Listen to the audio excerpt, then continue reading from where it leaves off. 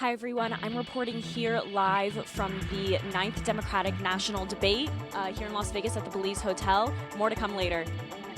I'm Trevor Sahaki in Pico Garden. We're at a Mike Bloomberg debate watch party where we'll be speaking to a supporter and talking more about what the debate means for the Bloomberg campaign up next. We also got to talk one-on-one with USC's newest USG president and vice president. Annenberg TV News is next. Live from USC, you're watching Annenberg TV News. A new face joins the stage tonight as the Democratic debate is about to begin in Las Vegas. Good evening, I'm Lauren LaBruna. And I'm Noah Camrus. Former New York Mayor Michael Bloomberg has a lot at stake. Bloomberg is facing off against Senator Elizabeth Warren, Senator Bernie Sanders, former Vice President Joe Biden, Senator Amy Klobuchar, and South Bend Mayor Pete Buttigieg. Another billionaire, Tom Steyer, failed to qualify for tonight's debate. What happens in Vegas tonight will not stay there as the nation tunes in to watch tonight's Democratic presidential debate. Annenberg Media's Sarah Martin is live in Vegas. Hi guys, my name is Sarah Martin. I'm here reporting live from the Las Vegas Strip on the 9th Democratic debate. The debate is happening right next door at the Paris Hotel. So why is Nevada important? Well, for starters, Nevada is the first caucus state in the West. They represent a much larger diversity pool. The Hispanic and Asian population is much larger than in Iowa or New Hampshire, which was prominently white. Tonight is also the first night that former mayor of New York City, Michael Bloomberg, will be on the stage with the rest of the candidates. So we're all eager to see how he takes the punches that the other candidates throw at him and how he responds. I'm here in the media center room, which will be turned into a press room for the representatives of the candidates to come and answer questions from the media. There are hundreds of journalists here from major media networks, all excited and getting ready for the debate that starts at 6 o'clock tonight.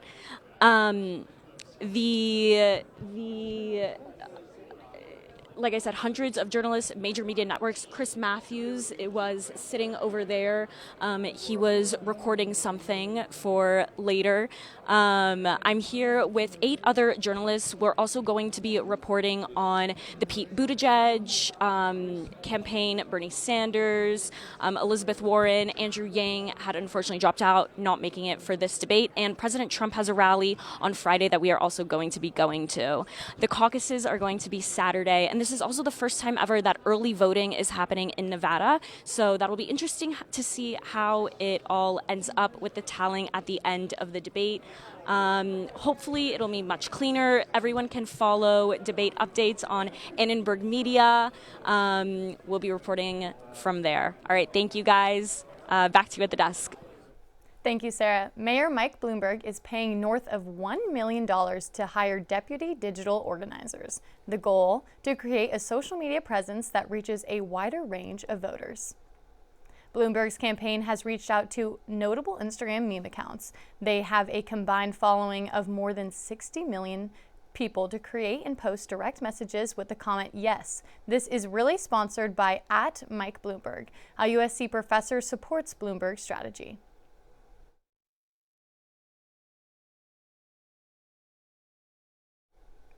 We'll get back to that. Tonight is Mayor Bloomberg's first time on a debate stage since 2009 and will be America's first chance to see him defend his record in person, not just in advertisements or on social media. Mike Bloomberg's first debate is crucial for his campaign. Reporter Trevor Sahaki is live in Pico Gardens at a Bloomberg watch party where supporters are hoping for a strong showing. Trevor, what are you hearing so far from Pico? I'm live here in Pico Gardens in the Casa Fina restaurant where just behind me the Bloomberg debate watch party is about to begin. Now, there isn't that many people here as you can see, but it is filling up. Nonetheless, this debate is extremely important for Mike Bloomberg. It's the first debate he's been on stage, and being the only billionaire on stage, we can expect a lot of attacks tonight, especially from people like Bernie Sanders and Elizabeth Warren.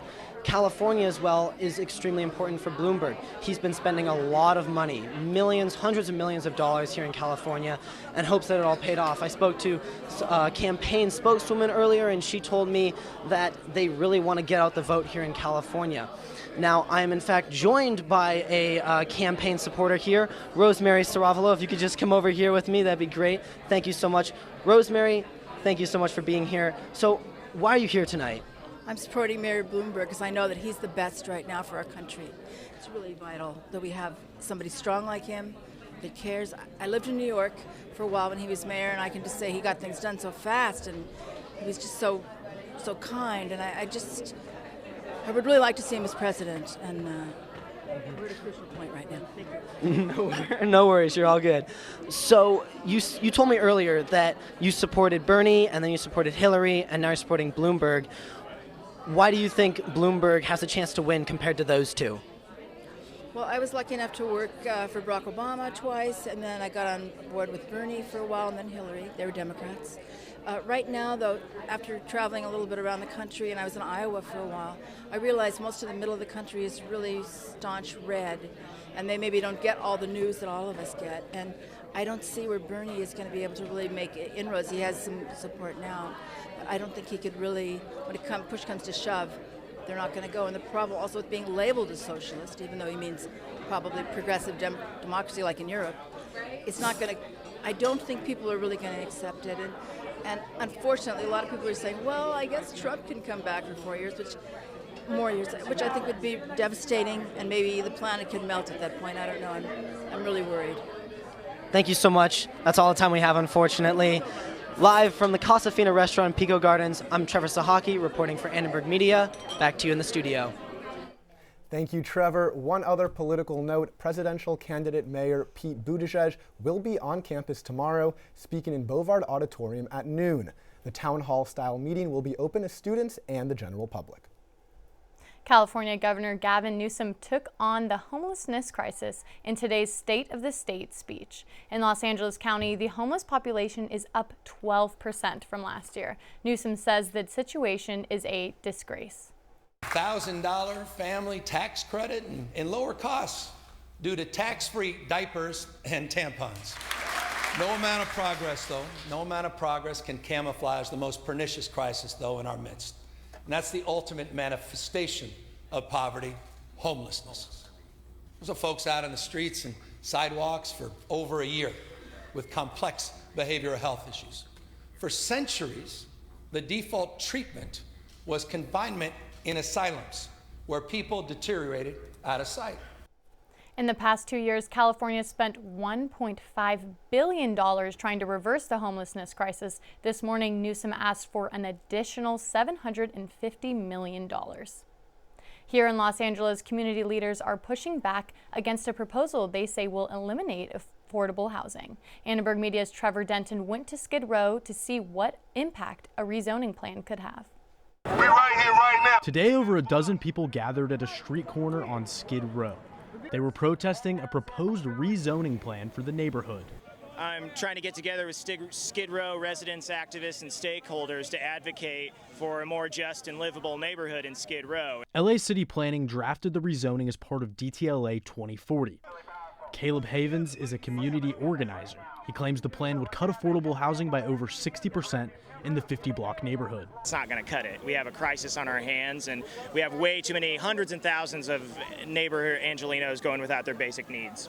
So it's untenable, and we're here to try to organize against gentrification and for housing for people who really need it. According to the LA City Planning website, the plan divides Skid Row into 4 key areas. 3 would allow non-rent controlled market rate housing. Organizers fear this would drive up rent.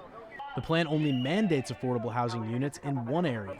Steve Diaz of the Los Angeles Community Action Network doesn't think this goes far enough. Yes, it's a good intention, it's a great idea, but it's an emergency crisis. Houselessness is at an all-time high, and we cannot be excluding neighborhood pieces of land that have already been accessible for affordable housing for decades. A former Skid Row resident thinks the proposed plan comes from a lack of empathy on the part of government officials. If all the people in Congress, legislatures, all these people that are supposed to be representing us, put them in a tent for one day, make it mandatory. Everything has changed then. Annenberg Media reached out to LA City Planning but did not hear back.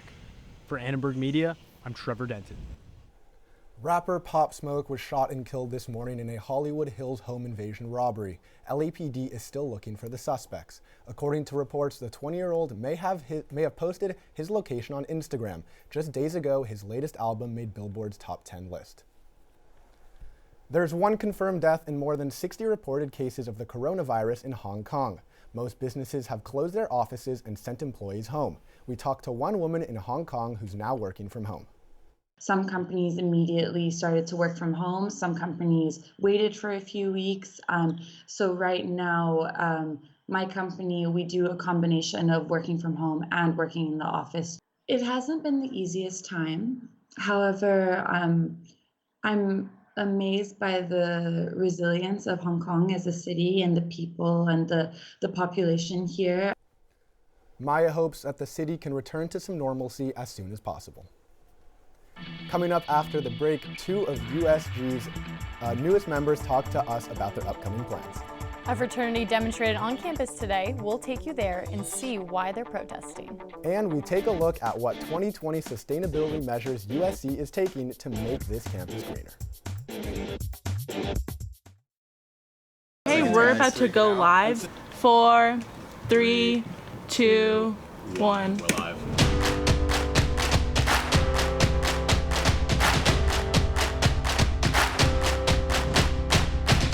Spotify Wrapped came out yesterday. We were kind of thinking of doing like a MLS style piece.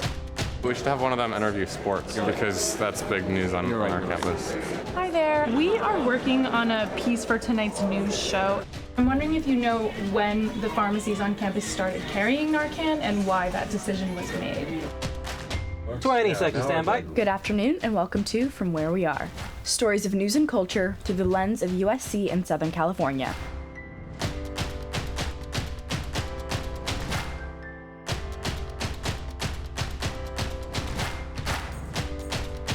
I'm here to catch you up on what you missed. I'm Cecil Hannibal, and this is your rundown. If you're missing your mom's hugs, local USC parents are here to help.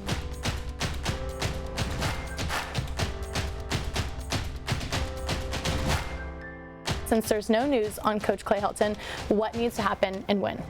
Presidential candidate Bernie Sanders made an appearance. The Oscars might not be ready, but we are. And from everyone here, thanks for watching See It Live. That's a wrap.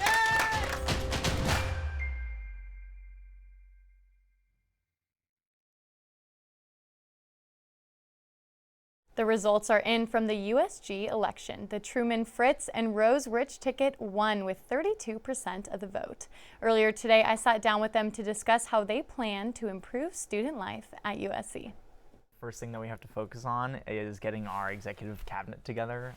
So that's 8 people who are going to be supporting us, venturing with us, leading the organization as a whole. I think we have some good insight right now on that. It's an incredibly important part of what kind of helps make USG what it is, and making sure that we're having the right people there representing the USG values, representing our values, and just to ensure that there's can have the greatest success next year as possible. I think one of the big things that you do in student leadership is you don't really go out all that often. You don't talk to people. We want to change that, obviously, in the engagement tour that we're going to have in the next few months. How do we make sure people are supported, that they're being heard, that people are getting the proper resources and support? The number one thing that we need to focus on as a community or as a university is funneling more money to the Student Health Center. USC is a business. It is a corporation. It does not put money towards departments that don't earn revenue. And what is one problem that you guys hope to solve before you graduate?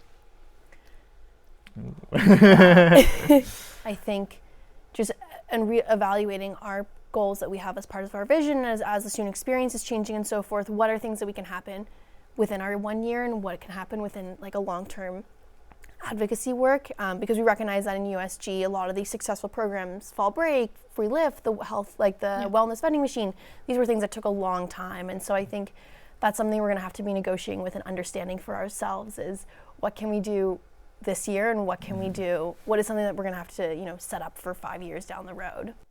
President Fritz and Vice President Rich will be inaugurated in a ceremony on April 7th. The two juniors plan to work with other campus leaders during their 1-year term. USC's International Relations Fraternity Delta Phi Epsilon held a demonstration to condemn the imprisonment of Uyghurs in China. The Uyghurs are a Muslim minority group from Central Asia. The Chinese government is being accused of persecuting the Uyghurs based on their religion. Human rights activists claim that the government has sent almost 2 million Uyghurs to labor camps. The fraternity felt this issue was underpublicized. Today we're wearing blue to stand in solidarity with the Uyghurs.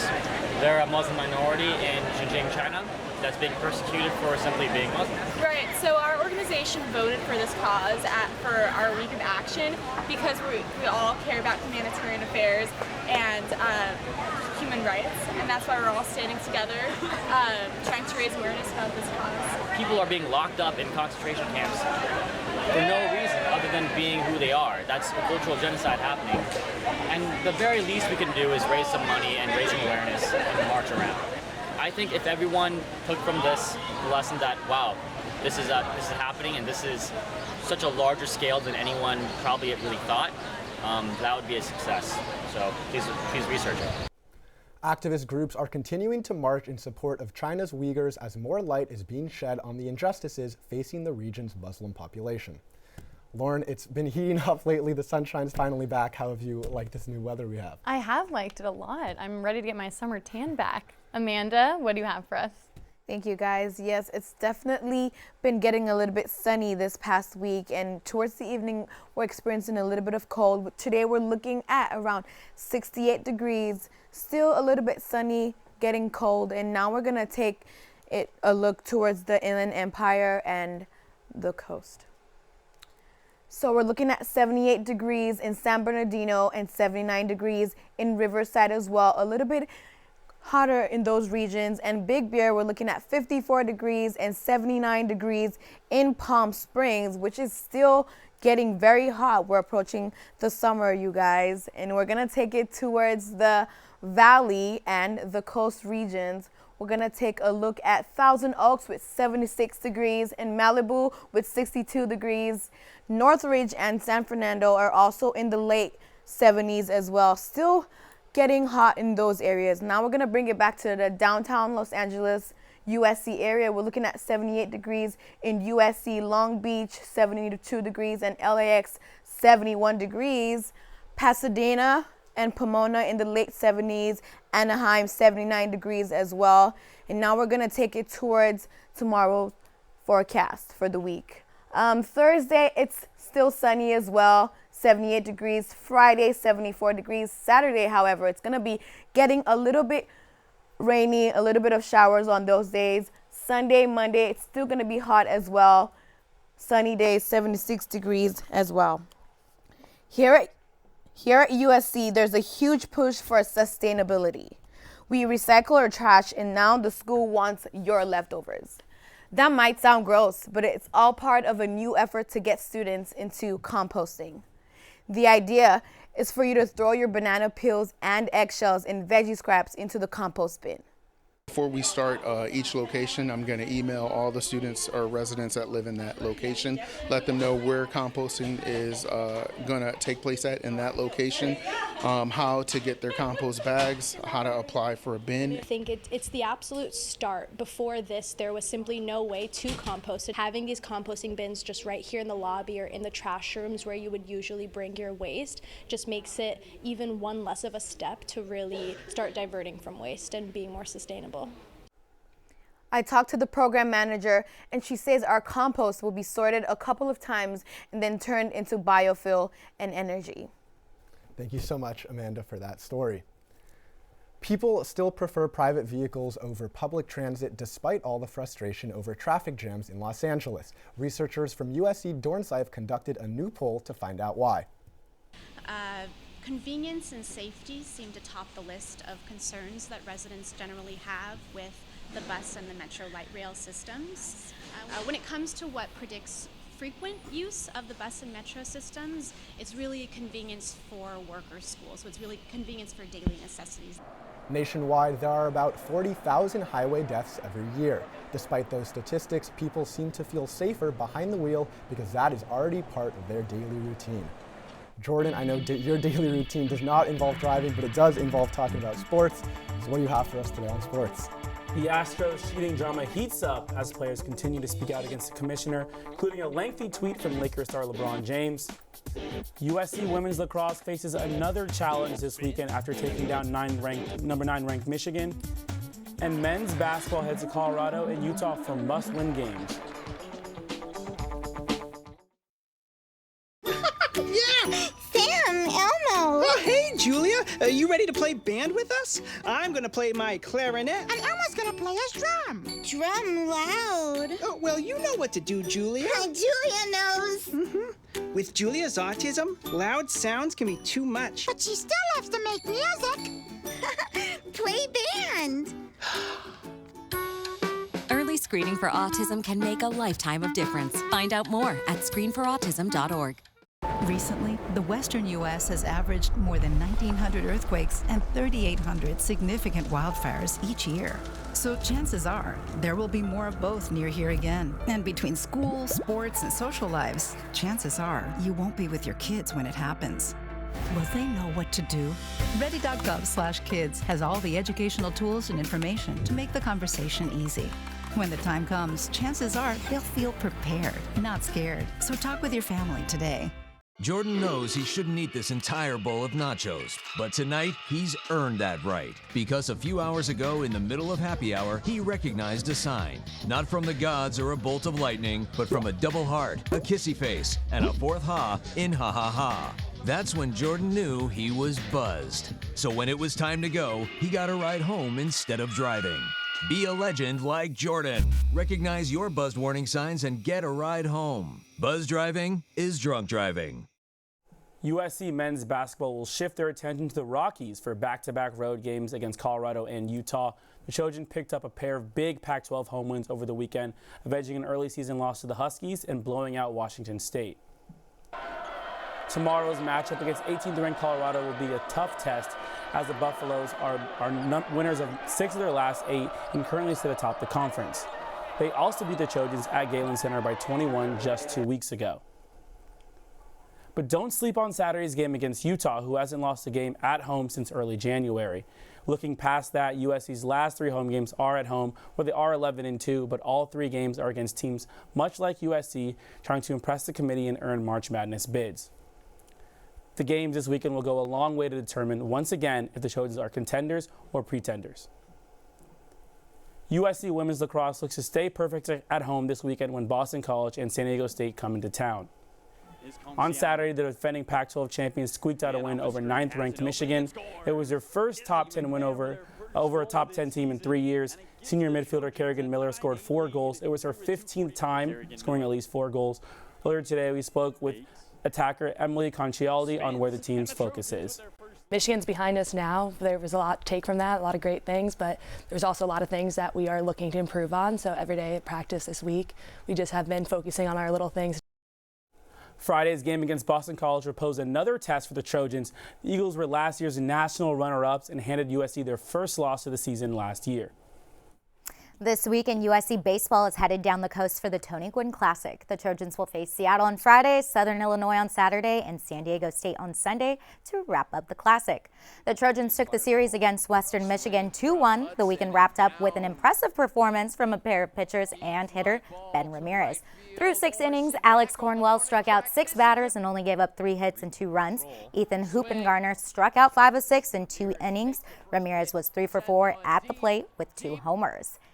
In other baseball news, the MLB is capturing the attention of sports stars all across the board. I already know what you're about to say. Please don't mention LeBron. I have to. Just the way he starts this tweet, that's the best part. Take a look. Listen, I know I don't play baseball, but I am in sports, and if I know someone cheated me out of winning the title and I found out about it, I would be expletive irate. Listen here, baseball commissioner, listen to your players speaking today about how disgusted, mad, hurt, broken, etc., etc., etc. Hashtag just my thoughts coming from a sports junkie, regardless my own sport I play. To see something like that, it's damaging to baseball. You know, it's anger. I feel like every single guy over there needs a beating. You know, it's wrong. They're messing with people's careers. Okay, so we saw what LeBron had to say. We heard what Markakis had to say. Jordan, what is happening, and are these responses justified? Oh, 100%. The players need to take control of this league. This is a players' league. We can't have teams that admitted cheating. You know, cheating, we already know what actually happened. The commissioner said it happened, and then you don't put an asterisk next to the championship that all these other teams work so hard for just to get cheated out of. It's a disgrace. It is, and then we get this response from Rob Manfred. I've never seen the kind of commentary from players about other players in the entire time that I've been involved.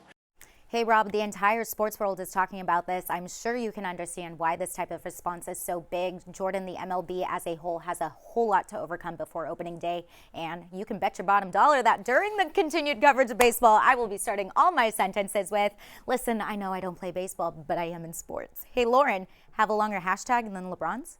I definitely don't. I'd have to use my social media skills. An Oscar-winning animated short film was honored today at LA City Hall. What the director of the film says and how people reacted about the movie's success coming up. Leaving hot coals improperly extinguished can cause a wildfire. Hey guys, it's Smokey! It looks as if Smokey is going to use the drown, stir, drown and feel technique. After the first drown, a good start. Next, another drink. And finally, a close feel. Is it cool? Okay. Yeah. Hey, Smokey, catch. Oh, my bad, Smokey. Only you can prevent wildfires. When I was your age, I was just like you, fascinated by stars.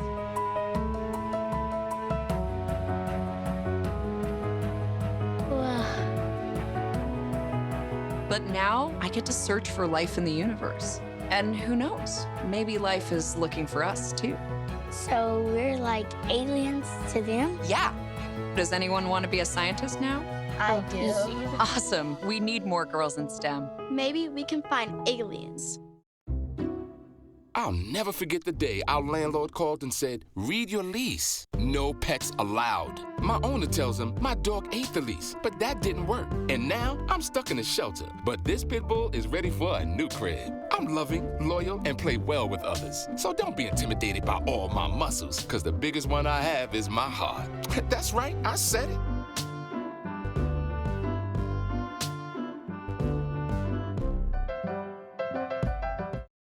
Hairstyling isn't usually on the agenda of the LA City Council, but today it was. Officials were talking hair love by honoring the animated short that won an Oscar. The film tells the story of a black father's journey to understand his daughter's cuts and curls. You know, hair love really was born out of really wanting to see more representation in film. We had an incredible team that worked on the project. We really just did this project to do something that young people can see themselves in. Animation is an important medium. It's oftentimes one of the biggest movie franchises that come out. And I think if we can get more representation in animation, it'll just trickle down to all the other forms of filmmaking. Former NFL wide receiver Matthew A. Cherry directed the film and funded it through a Kickstarter campaign that raised $280,000 in a week. It was just nice to see a film that shows the beauty in black hair. While it can be intimidating, the outcome was a beautiful outcome. Kids are being punished for wearing their hair naturally. This is definitely a step in the right direction to show people that it's just hair, it's just different and it's beautiful. One councilman says this short film could have a big impact. Thanks for watching Annenberg TV News. From everyone at Annenberg Media, I'm Lauren LaBruna. And I'm Noah Camus. You can watch us on the web at uscannenbergmedia.com. And for even more USC news, download Annenberg Media's new app, Annie, from the App Store or Google Play. Good night. Great show, everybody. Whoa.